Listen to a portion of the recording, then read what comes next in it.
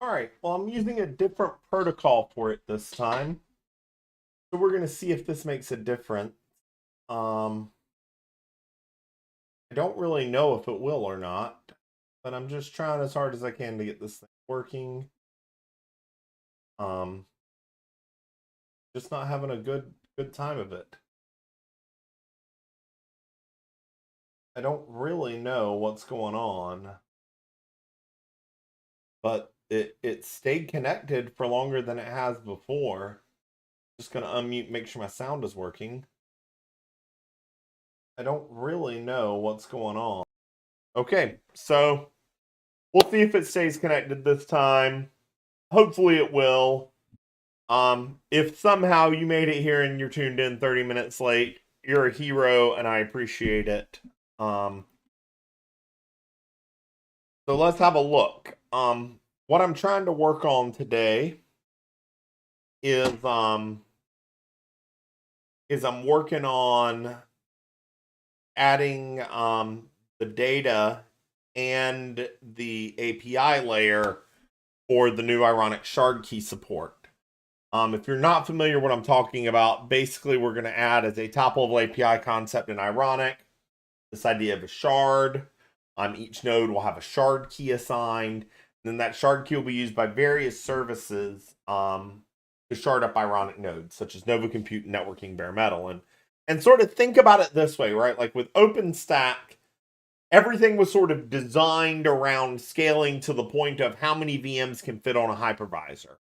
Ironic sort of turns that scaling on its head a little bit by instead of having it be, you know, how many servers can fit on a hypervisor, we're literally talking about how many single servers can a machine manage, which is a lot more.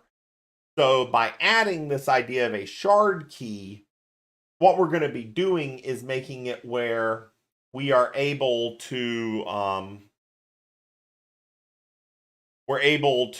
use that shard key to split the nodes up. We're going to index on that. So then, like if you've got a nova-compute and an ironic cluster of say 10,000 nodes, and you decide, okay, 500 nodes is the right number.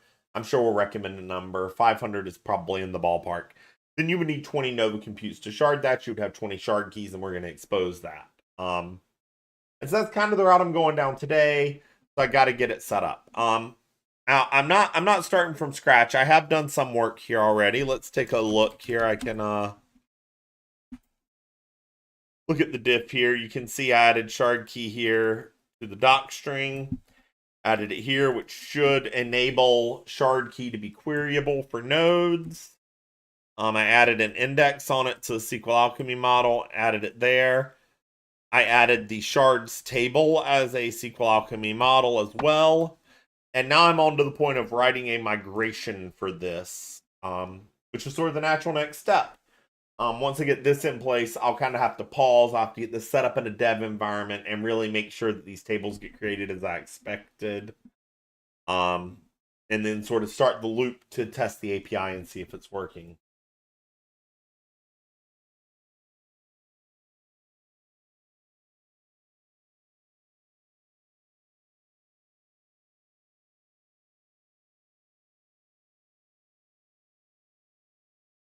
All right, so let's take a look. Now, if you've watched me work before, then you know I'm the type of person I love having examples for things. If I don't have to start out on a greenfield, I'm always going to appreciate that.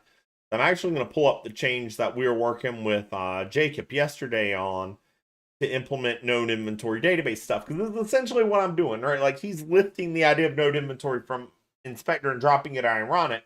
But as far as ironic is concerned, there's the net new database object, net new database table, all that. So I can use his change as sort of a roadmap for what I'm doing, and that's the approach I am taking here. So, all right, good stuff. Let's get going. So I went ahead and I ran this Alembic revision -m. What that does is that sort of creates this bare thing. I'm under no expectations that I won't have to rebase out this migration, but I want to have it written so that the test can run, see if it works. But I'm pretty sure, for instance, literally the patch I have up on my screen is going to merge before this, and I'll have to rebase the Alembic migration. That's not a big deal. That's just cost of doing business. So let's take a look at this. So what I'm going to do here, I'm going to copy it. And now let's not get all that. Let's just get, no, cancel. Let's get this. And let's put it here. Let's look at this upgrade. Let me go down here, look at the new table I created. It's shards. We'll obviously also have to create the association. We'll have to create the column in the nodes table. We'll have to create the index as well. But in terms of ordering, we're going to want the shards table to exist first. So we're going to take a look at this. This should be pretty easy because we have table name is going to be shards. Our first column is going to be a shard key, which is a string of length 255. It is not nullable.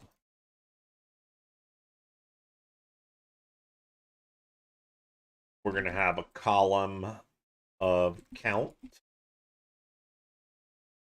Let's see. Is that right? Yeah, okay. Yeah, I know not everyone loves that, but I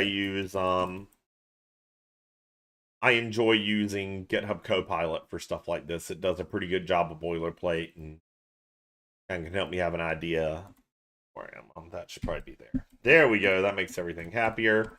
Okay, shard key is going to be there, but we also need an SA.column of last updated. Going to be a nullable date time. No, non-nullable date time. So I'll have to write that in every time we create a shard. Primary key is shard key. We're not going to put a foreign key constraint or an index on this table.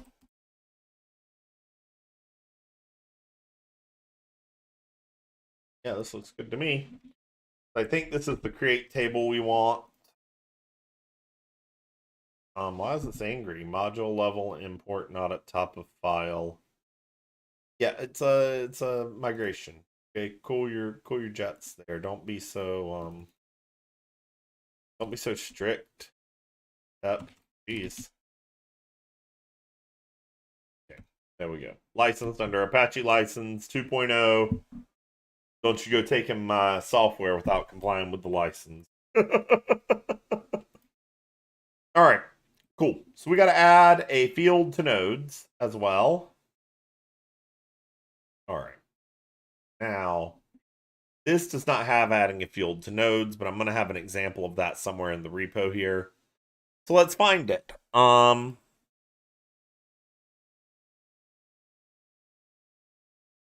Add logical name, is that it? Yeah. Perfect. Okay.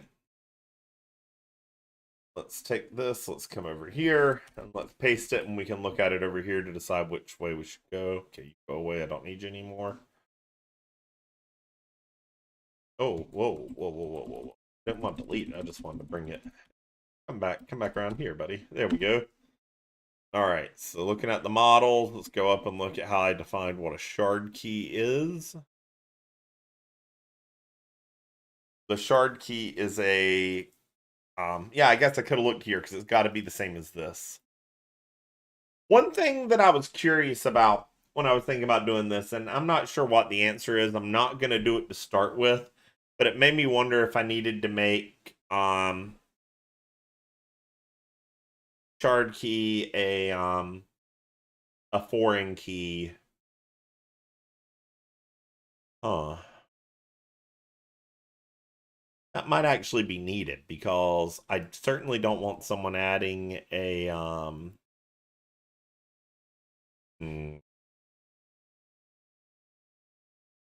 because we don't want someone assigning a shard to a node that's not in the shards table. But are we even going to have a reflection? Okay, hold on. I gotta look at the spec. Because the question I have to answer is, are we ever going to actually take a take a shard key and put it in if we're going to take a shard key and put it into the shards table directly, like, is there going to be a create a new shard command, or is the shards table just only ever going to reflect the shards that are labeled in nodes? And I don't know the answer to that. Let's look at the spec and see what if we've mentioned it yet or not. This is the proposed change. Shards exist. REST API. Okay. Get V1 shards, but there is going to be no put of V1 shards. So this tells me that I don't need the foreign key constraint, because we're going to end up having shard key is these populated based on a periodic task, which kind of leads to the question, what do we do?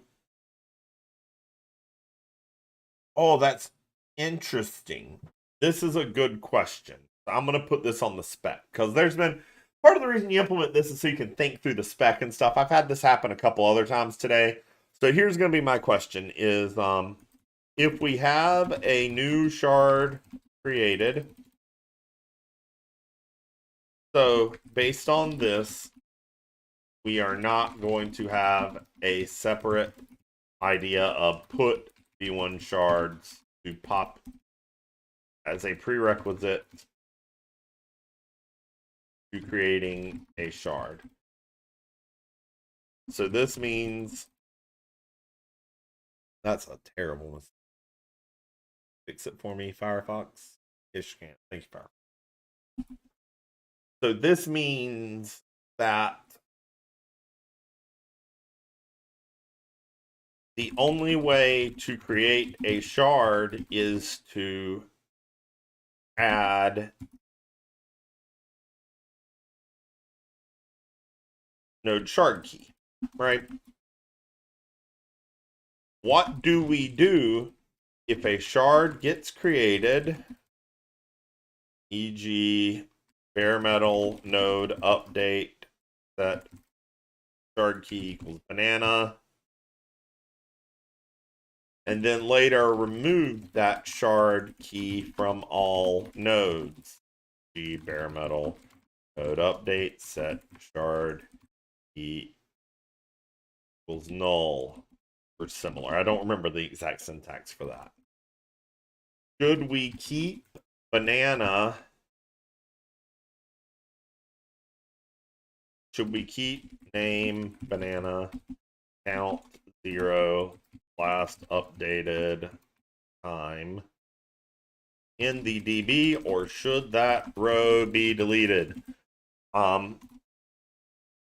We should consider deleting the row to prevent this table growing unbounded, but I also feel like this is an extreme edge case.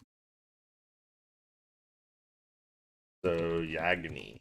YAGNI is an acronym that means, of course, in the most grammatically correct way possible, you ain't gonna need it.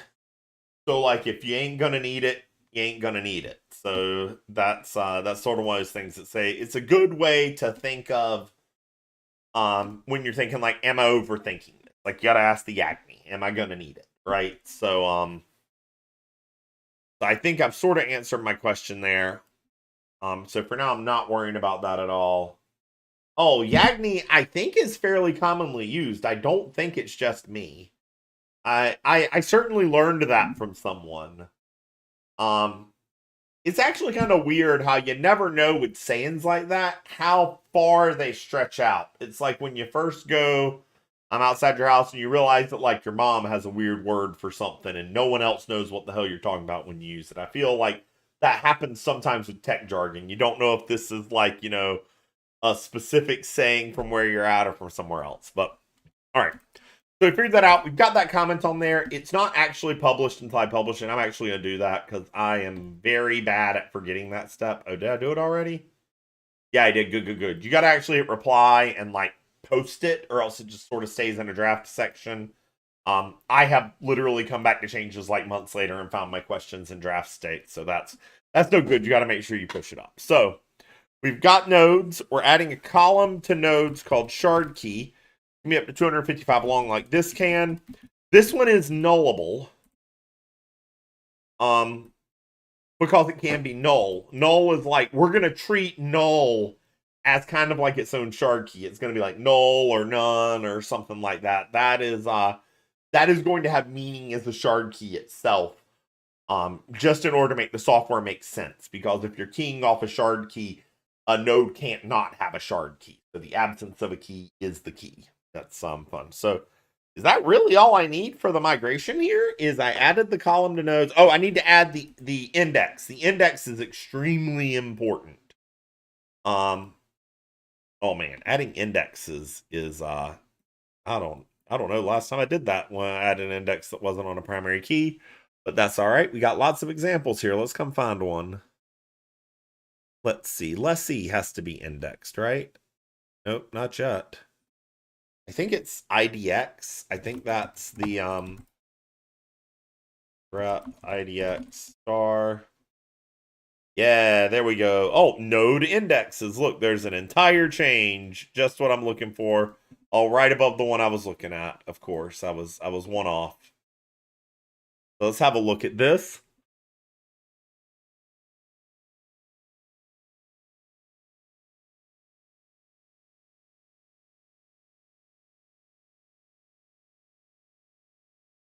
Okay, so I'm gonna op.create index. The index name is going to be shard. Oh, nope, need some quotes. Give me some quotes here. It's going to be shard EIDX. It's going to have a table name in index. Table name is nodes. Field are shard key. Unique is false. Okay, look at that. GitHub Copilot got it right. But you can't trust it. It's kind of like having a really stupid helper. Like sometimes they're right, sometimes we've got to always check it. So I actually think we have this migration done now. So I think we've got the model in place.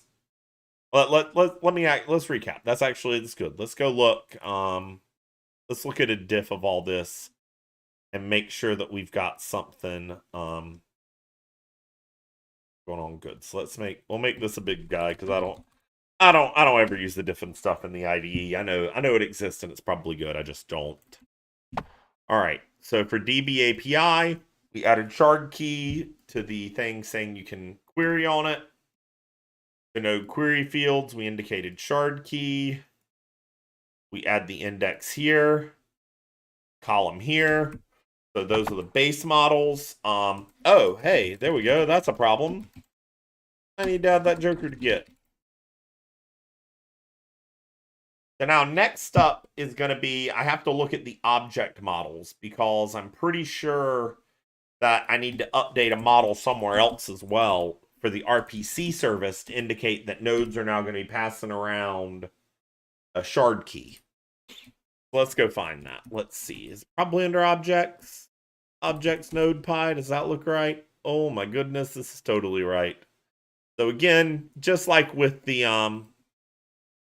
migration, I'm under no false thoughts whatsoever that I'm going to get away with not having to rebase this because, like I said, the node inventory stuff's going to go in first.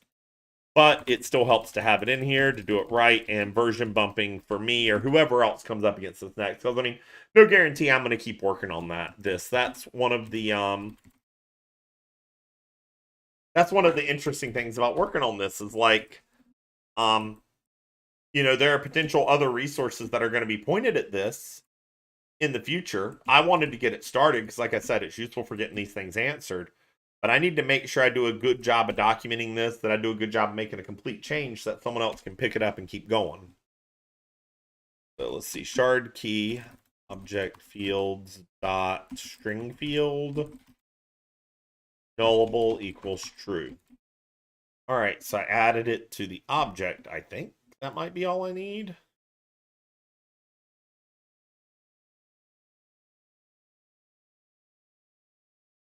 Object. Get by ID, get by UID, get by name, get by instance, UID, list. Yeah, and lists. Oh, wait. If fields are requested. Driver and conductor group required for conductor mapping. Oh, should I always require a shard key to be returned? Probably not. But I do want someone else to weigh in on this. I'm going to put it as a to-do, so I remove it. Move this before merge. Question. Should we add shard key to the list of required fields?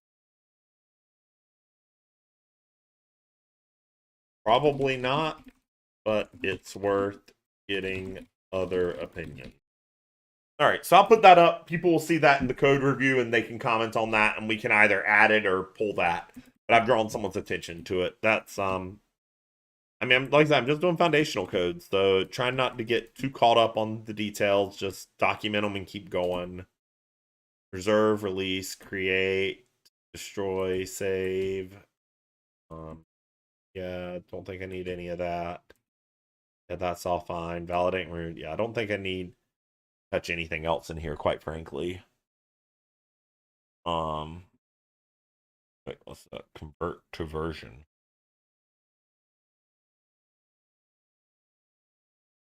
Cool. The 136 was what was done up here. Okay, so I do need to add a migration for 37. Okay, this makes sense. So, like, if you've never seen this pattern before, I remember when we were first talking about this work years and years and years ago. Basically, this whole like RPC versioning thing is what allows rolling upgrades to work. By sending around versioned objects, the API knows how to operate on objects of certain versions. We actually have a mapping file in here somewhere where we say that this is the newest version you'll find in this release, so that we can make sure that we keep support for a given node version over a couple of releases. And this is what enables you to keep things up and running with like older versions and newer versions running side by side. And I know that we test the upgrades, and I think we actually make sure that we can like succeed something in the middle of the upgrade, but I'm not 100% sure. Either way, it's cool stuff. So let's see. Version 1.37, shard key was added. Default is none. For versions prior to this, it should be set to none or removed. Okay. So it's obvious that I need to put shard key 37 in here. Yeah, okay, it's happy about that. Okay, adjust field to version. Name none for name minor in fields. Field version, name none, target version, remove unavailable field. So is this? Oh, this is. I bet that's the default value. So I bet you get this for free if you do this, because if it's in this field, I think it's going to set it to none. Let's have a look. Field default value, that's exactly what it does. So I think that's literally all I had to do there is I had to add shard key to this list. Anything in this list, when it's down converted, is going to be set to none. So that's perfect. So that is set up good now. I'm surprised at that. That's man. I wonder this. I haven't looked at this code in a long time. It's probably been cleaned up quite a bit. Well, I mean, I've reviewed changes to it, but it's a whole different thing when you're looking at it straight up like this. So, what time is it? It's about 5 minutes to 4, so I'm gonna kind of start wrapping this a little bit. Let's have a look. I'm gonna make sure my changes are pushed. Like for me, I use Git just as much as a backup as anything else. So I don't feel comfortable leaving any unfinished code on my workstation past the end of the workday. 4 o'clock is the usual end of my workday, so I'm just office houring until the end here. So I'm gonna go ahead and make sure all these are added. Good stuff. I'm gonna do a commit with foundational work for let's say DB implementation of shards and shard key. To do remaining API work for shards table. Testing probably need testing, like, does it work? And then probably needs unit testing for the new migration as well. So we have a whole bunch of unit tests about migrations. That's what I was helping Jacob fix last time. Let me put let me tie this back to the spec.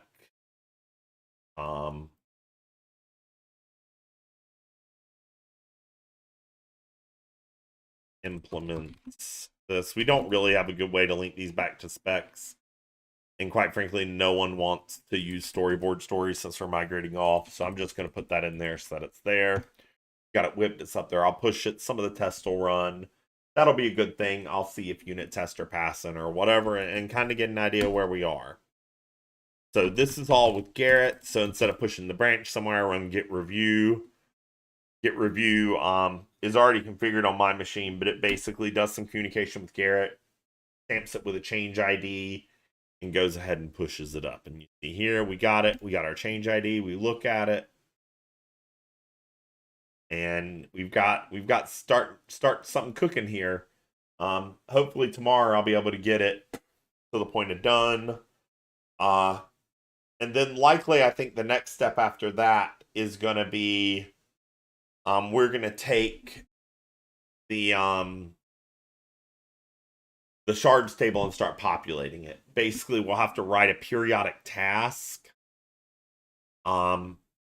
which will basically periodically run, scan the nodes table, and basically just get a count of how many of each shard key. That way, an operator could do a git /v1/shards.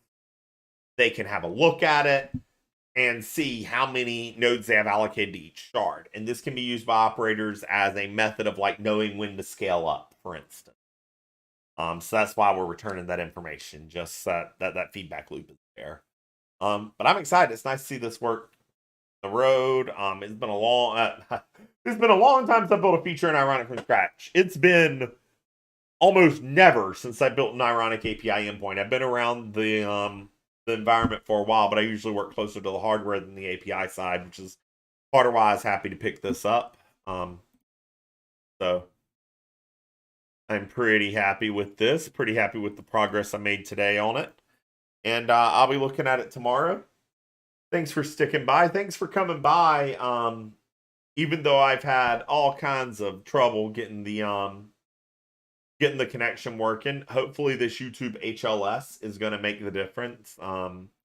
It seems to be making the difference, which kind of makes me sad because I think this is the Apple protocol instead of the open one. But here's all I'll get it tested and figured out before Tuesday, which that's a good segue. Tuesday is my next office hours, and that is Tuesday at.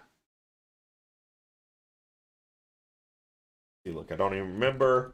I don't even remember the only time without looking it up. It's on my calendar though. Yeah. It'll be Tuesday, 8 a.m. Pacific Standard Time, which is also known as 1600 UTC. So I'll see you here Tuesday, 1600 UTC. We'll get on with the next step and get shard keys. As always, feel free to stop by with code you've got that you need help on, or something you need review on, anything like that, I'm happy to table what I've got planned and go the direction of anyone that needs help here. What office hours are for. So thanks for watching, and I'll see you around next time. And as always, thanks to G Research Open Source Software Team. Enables me to do this. I really appreciate them and what they let me do here. And so, let that not go unsaid. So kudos to them, and we'll